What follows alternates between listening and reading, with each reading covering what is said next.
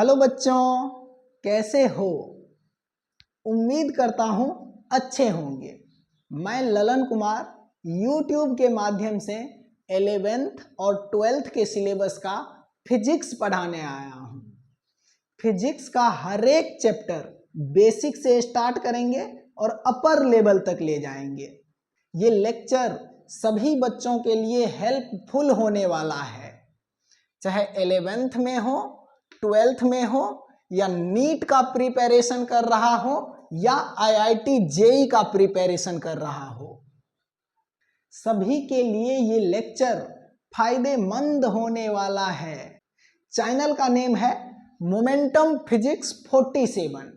आप लोगों के सपोर्ट से इस चैनल को बहुत ऊपर तक ले जाएंगे।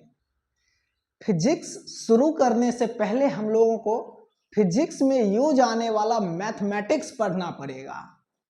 कहा जाता है mathematics is the language of physics.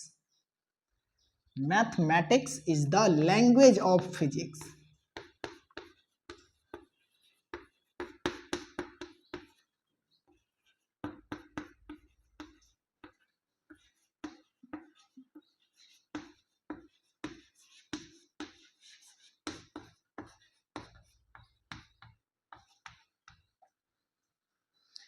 Mathematics Hindi और इंग्लिश की तरह फिजिक्स के लिए एक भाषा है, तो फिर मैथमेटिक्स के बिना फिजिक्स में काम नहीं बनेगा। जैसे मान लो कि हमको हिंदी आता है और सामने वाले को हिंदी नहीं आता, तो अगर हिंदी में हम उसे कुछ भी बोलेंगे तो उसे कुछ भी समझ में आने वाला नहीं है। तो मैथमेटिक्स भी फिजिक्स के लिए कुछ ऐसा ही है। मैथमेटिक्स के बिना फिजिक्स में कुछ भी समझ में आने वाला नहीं है। तो फिजिक्स के लिए पहले हम लोगों को फिजिक्स में यूज आने वाला मैथमेटिक्स पढ़ना है। इसको मैथमेटिकल टूल्स भी बोलते हैं या फिर basic math for physics. Mathematics में से हम लोग उतना ही उठाएंगे जितना फिजिक्स में यूज आएगा, जैसे straight line, circle, parabola, ellipse, rectangular hyperbola, इन सब का इक्वेशन और ग्राफ। उसके बाद ट्रिगोनोमेट्री, उसके बाद क्वाड्रेटिक इक्वेशन, बाइनोमियल एक्सपेंशन और लॉगरिथम।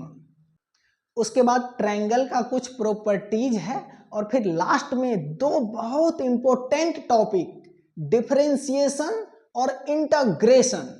इन दोनों का बहुत बड़ा रोल है फिजिक्स में। तो डिफरेंशिएशन और इंटीग्रेशन को हम लोग अच्छे से पढ़ेंगे। तो पहले हम लोग फिजिक्स के लिए मैथमेटिक्स में इतना सारा टॉपिक क्लियर करेंगे। अब एक बात बता रहा हूं, ध्यान से सुनना। ये उन बच्चों के लिए है जो नया नया में 10th से 11th 12th में गया है।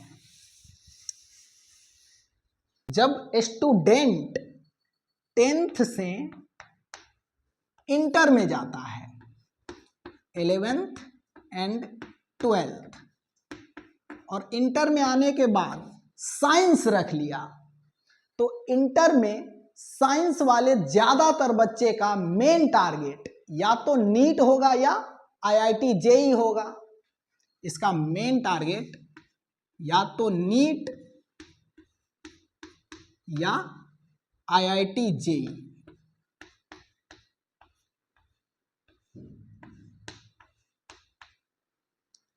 नीट या IIT JEE में 11th और 12th के पोर्शन से 50-50% क्वेश्चन पूछा जाता है। ये 40-60 भी हो सकता है, 40-60 भी हो सकता है, 60-40 भी हो सकता है, 45 और 55% भी हो सकता है। पर हम 11th और 12th के पोर्शन से 50-50% क्वेश्चन मान के चलेंगे। अब यहां पे देखो, बच्चा 11th में गया, इसका मेन टारगेट नीट या IIT JEE है, ये इसको पता है। लेकिन जैसे ही ये 11th से 12th में जाएगा, तो इसको सामने इंटरमीडिएट बोर्ड दिखने लगता है, इंटरमीडिएट बोर्ड दिखने लगता है। और इस इंटरमीडिएट बोर्ड में 11th वाला पोर्शन नहीं पूछा जाता है। इंटरमीडिएट बोर्ड में ओनली 12th का पोर्शन पूछा जाता है, जिसके वजह से बच्चे करते क्या है, 11th वाले पोर्शन को ढंग से नहीं पढ़ता है। 12th वाले पोर्शन को अच्छे से पढ़ेगा क्योंकि बोर्ड देना है, लेकिन 11th वाले पोर्शन को ढंग से नहीं पढ़ता है क्योंकि बोर्ड में ये 11th नहीं पूछा जाता है।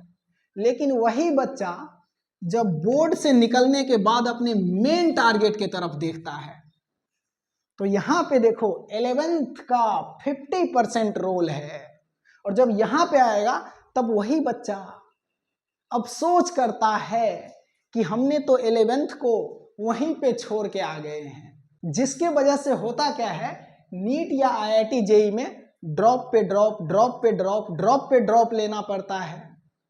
इसलिए मन में बैठा लो कि नीट या IIT जेई का तैयारी करना है और 11th में एंट्री ले लिए हैं, तो 11th को ढंग से पढ़ना, अच्छे से पढ़ना, क्योंकि आपके मेन टारगेट में 11th का 50% रोल है।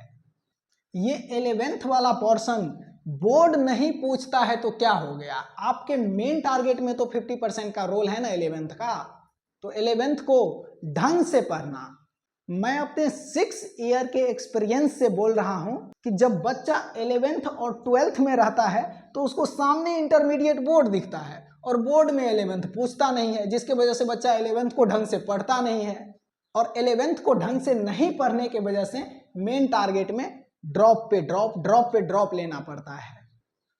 तो इस बोर्ड के चक्कर में आप 11th को स्किप मत करना, क्योंकि 11th का 50% रोल है आपके मेन टारगेट में।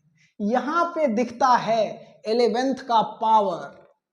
तो 11th का इंपॉर्टेंस समझ में आया। बाकी बातें बहुत हो गई।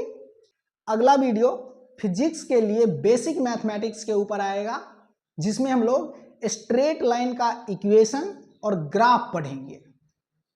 तो आज के लिए इतना ही, मिलते हैं अगले वीडियो में बेसिक मैथमेटिक्स फॉर फिजिक्स के साथ। बाय।